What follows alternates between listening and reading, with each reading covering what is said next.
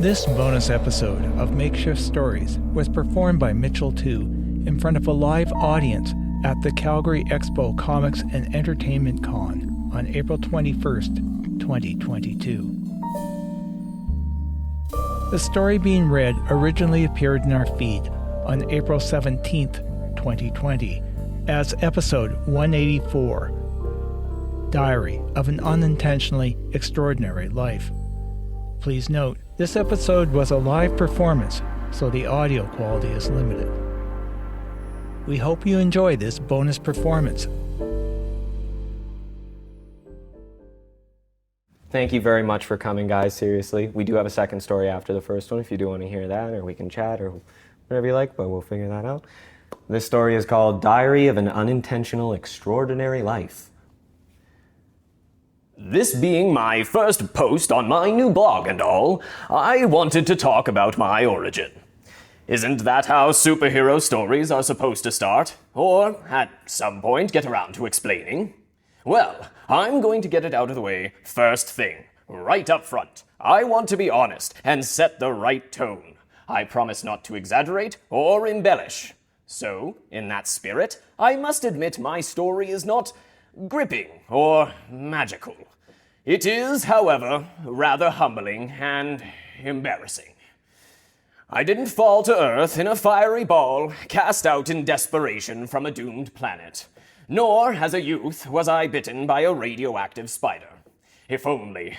Personally, I find spiders rather creepy, so I never understood why Peter let one get so close enough to bite him. I am just the child of two average superheroes from a family with a long history of exceptional powers. Mom can lift buses with one hand, Dad shoots laser beams from his eyes, and Cousin Vortex conjures tornadoes at will. Grandma had a brain the size of a mountain, and Granddad could fly faster than sound.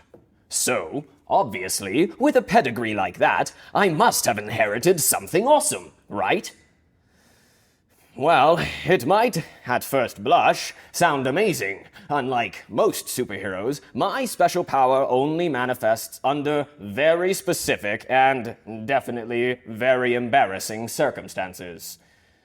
Okay, I will modestly admit, I can slow time, and under extreme duress, even make it grind to a halt. Wow, that's great, you might say. Between heartbeats, you could pull an innocent child out of the way of a speeding truck, or foil a supervillain plot, or redirect a falling boulder away from a crowd.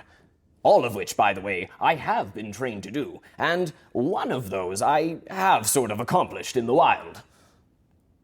Yes, that's great, you might say, or maybe you're truly impressed. But there is a catch. I was late emerging. That is, my superpower didn't become apparent until I was almost 5. For most progeny of superhero parents, their power is obvious at birth, or at least by 2. Babies will suddenly become invisible, or spontaneously levitate, or toddlers manage to teleport toys around the house, like my sister, I've been told. Me, well, I didn't seem to have any powers, to the immense consternation of my family, until a month before my 5th birthday. It's a moment I will never forget, and it's a moment of supreme personal embarrassment. My father, as his alter ego Steve, and I were standing in a grocery checkout line. It was taking a very long time. The teller had just called for yet another price check. I will never understand why people pick up a clearly marked item and then dispute the price. Well, anyway, that's when I informed Dad that I had to go. I know I should have gone at home, but hey, I was excited to hang out with Dad. He had been away for a long time on a top-secret assignment, and the universe still existed, so I figured he must have been successful. He and Mom were always saving the world. It was almost a weekly occurrence.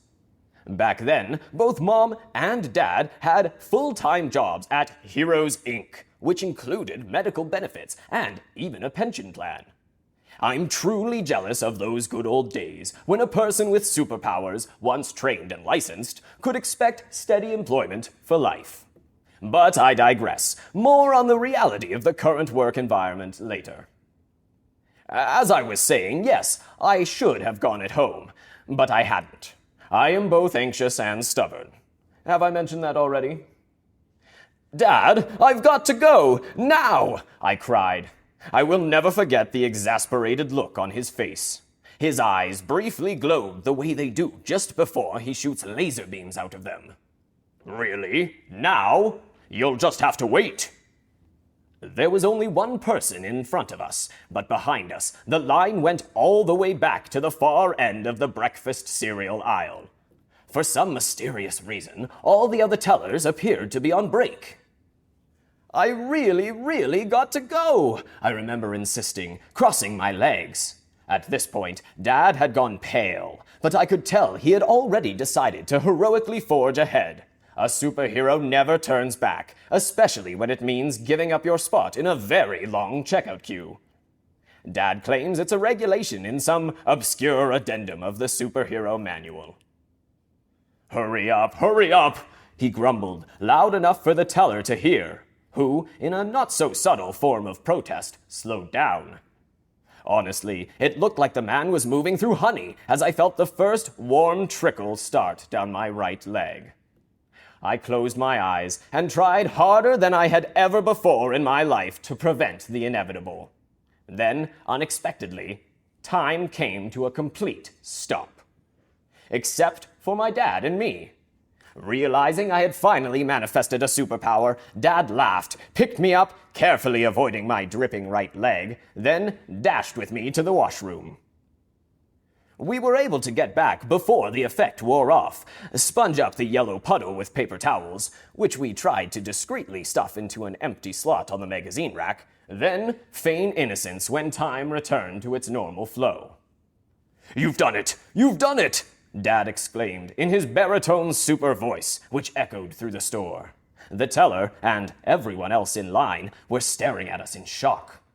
It was the only time I remember Dad making a slip-up like that. You see, it's very important for us superheroes to keep our true identities secret. I guess no one remembered hearing his interview on the news the previous week. But who could blame him? His youngest had finally discovered their power. I remember how happy and relieved he was. "Let's go home and tell Mom the great news. You know you'll need to be trained so you can manifest your power at will. Stopping time. Very cool. I'm so proud of you," Dad said, grinning ear to ear. Shortly thereafter, I had my first major anxiety attack, and yes, it made me want to go very, very badly. Embarrassingly, I inadvertently slowed the universe, causing my mom to accidentally crash into a parked car when time resumed its normal flow. I had also created a cleaning problem in the back seat of our car. I'm afraid to admit I failed, both my family's expectations and my superpower training. I'm just naturally anxious.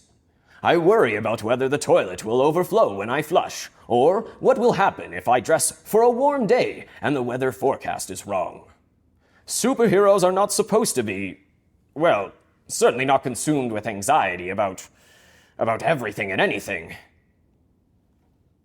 Finally, I managed to pass my license exam, on the 5th try, by cheating, employing a full-liter water bottle and an adult diaper to get around my, problem. Tanking my bladder up to 95% just before I was literally dropped into the test situation, my rented jetpack kicked up so much dust that I couldn't see anything. Why hadn't anyone at Heroes Rental Supplies warned me about that? I briefly considered not paying, but immediately dismissed the idea. I didn't want to create bad feelings. Who knew when I might need to rent a disintegrator? Anyway, I managed to thwart the theft of an ATM machine. The villains had attached a long chain to the thing and were about to use their 4x4 to rip the machine out of the wall. I gulped the entire liter of bottled water as I touched down. My bladder hit 110% and immediately complained to my brain with extreme urgency. Time came to a temporary halt. I pulled out my Academy-approved rented hand laser. What we lack in superpowers, we augment with tech. Quickly, and I must admit quite deftly, I lashed blindly out through the jetpack-disturbed dust and slashed the criminal's tires with the laser. I suppose I should have known there wouldn't have been 8, but I get so nervous that I can only focus on one thing at a time, and that time it was tires, simply tires, nothing else. Counting stuff or changing a plan of attack in the middle of an operation, that's simply not me. I can't think on my feet. As it turned out, there were 4 tires on the villain's 4x4 and 4 on the police van. The would-be villains got away on foot.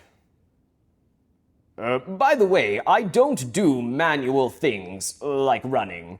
I'm not very fast. You want fleet of foot, then get a different superhero. Time is my shtick, nothing else. In the end, I had saved the cash machine from an inglorious end. They gave me 50% on the exam. A pass. Barely, but still a pass. So, I'm now a licensed superhero like everyone else in my family. Hurrah! But let me tell you, things have really changed for my generation. No lifetime gigs with medical benefits, job security, or pension plans. All that went out the window at the end of the last century in the name of efficiency. Messing up words.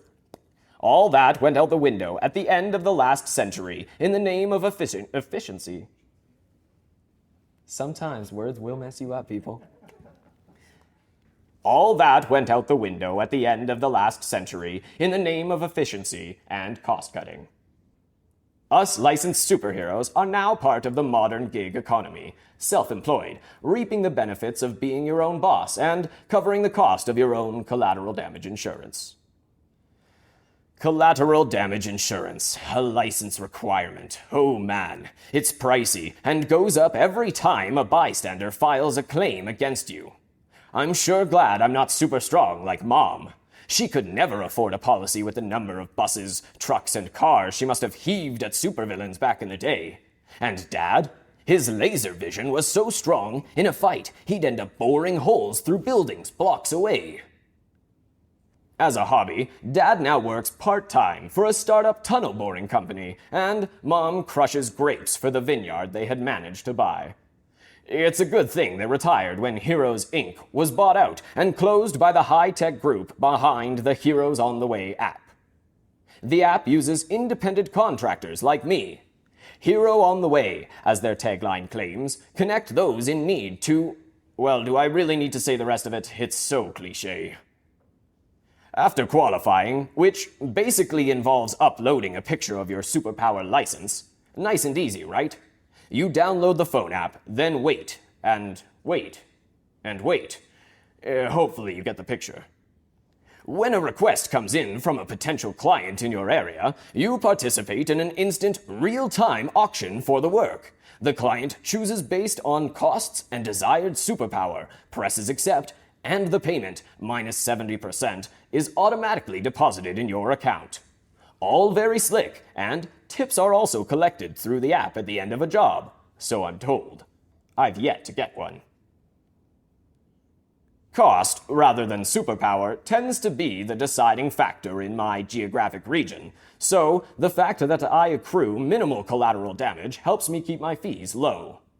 Better-known superheroes leverage their fame to command high fees, which offset their exorbitant insurance premiums. Some people fall for that fame thing so they can post pics of themselves being rescued on Instagram, at least in the wealthier neighborhoods.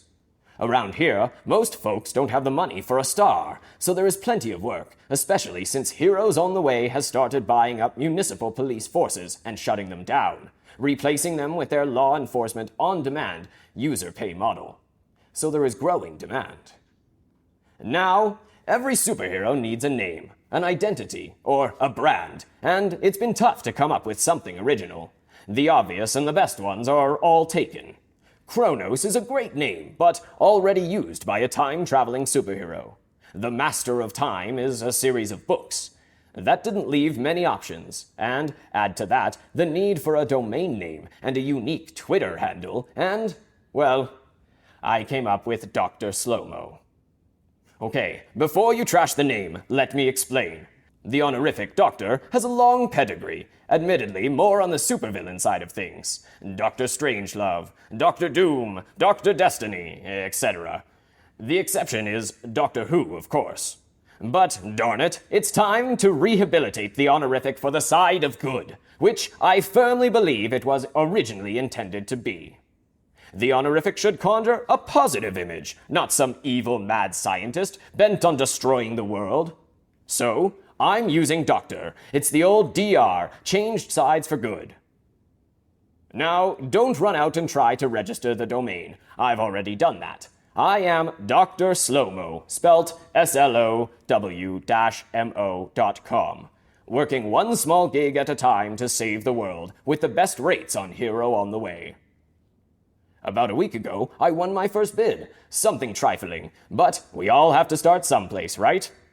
You can't expect to go from obscure to intergalactic superhero overnight, and this gig was one small step on the way to defeating the universe's mightiest villains, and gaining the respect of my family in the process. I went prepared, full water bottle on my utility belt, along with my rented hand laser permanently set at 10% power. The police van tire incident placed a caveat on my license around beamed weapons. However, my bladder was tanked up and already complaining at 80%. I dropped into the crime scene, this time on a rope, from the Hero on the Way helicopter rideshare, the cost of which effectively put me in the hole before I had even started. But first impressions are important, right? Who would want to see the superhero they had just rented arriving late on public transit? No, the heli rideshare was worth every penny I didn't have. The villain, an evil-looking border collie, was barking up a tree. Really, it was standing on its hind legs, forepaws on the trunk, barking at my client, who had climbed the indifferent plant to protect her cat, which in turn had dug its claws into her shoulder, as if its life depended on it. Which, gauging by the excitement of the border collie, it did. The noise of the helicopter momentarily distracted the menacing canine, allowing me to guzzle another half-liter as I dropped the last 2 meters to the ground. If I had paid more, the pilot would have hovered a little lower. Nerves, the lime-flavored water, and the jarring thump to the ground pushed me over the top. Predictably, the world slowed down. I really had to go. First, I strategically looked for the closest accessible lavatory. Then raced to the tree and retrieved my client, her cat still embedded in her flesh. Then rushed to the burger joint halfway down the block. I didn't quite make it, thank goodness for adult incontinence products, which are now built into my pricing. Confused by the apparent disappearance of its quarry, and driven by generations of herding instinct, the evil collie turned and raced toward me. My client and her cat took advantage of the distraction to discreetly exit the crime scene. This is why the fee is up front. And what happened to me, you might ask? Well, I managed to catch an express bus home, suffering only a torn pant leg.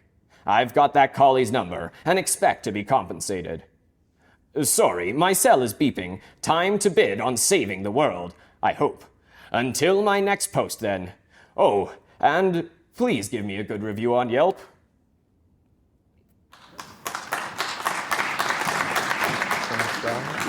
Thank you.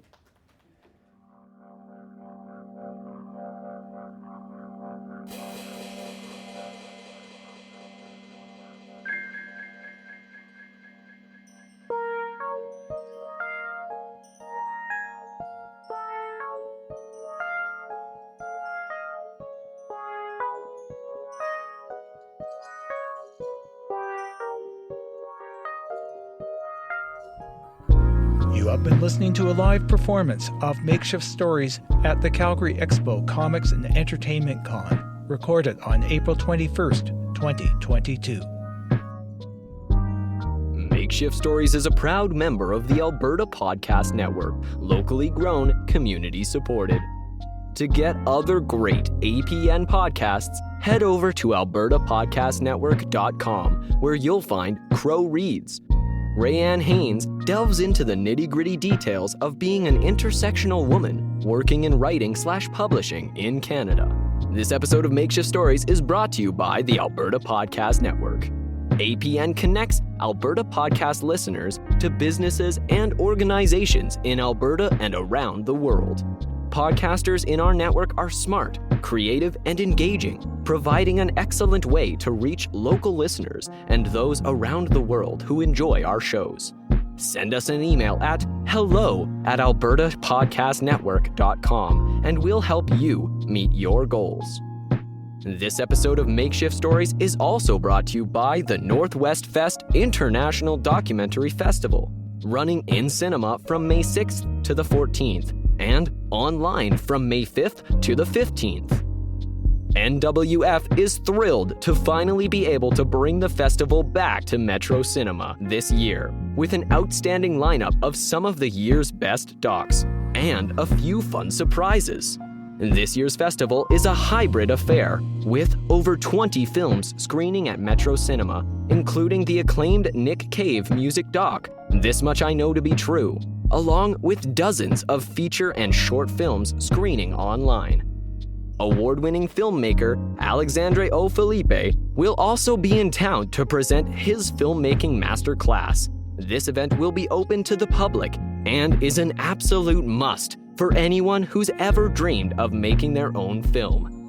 Check out the full Northwest Fest film lineup and purchase all-access passes or single tickets at northwestfest.ca.